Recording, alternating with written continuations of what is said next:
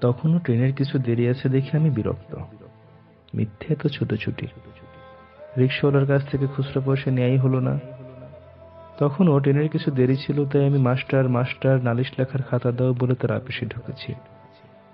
বিশাল খাতার মধ্যে দ্রুত লিখে ফেলি, কেন যে ট্রেনেরা রোজ দেরি করে আসে, ক্ষতি হয়।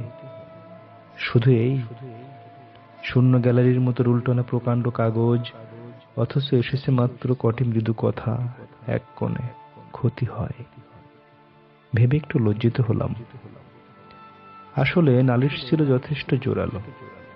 রেল কর্তৃপক্ষ কিংবা বিধাতা, সমাজ, রাজনীতি, জীবিকা, বন্ধুত্ব সবকিছুর বিরুদ্ধে ছিল ভীষণ বিক্ষোভ। অথচ কলম খুললে হিংসা চলে যায়। মনে হয় ক্ষতি যা হবার তা তো হয়ে গেছে। ক্ষতি হলো খুব। নষ্ট সময়ের স্তূপ ভেঙে তবু শব্দ আসে তার।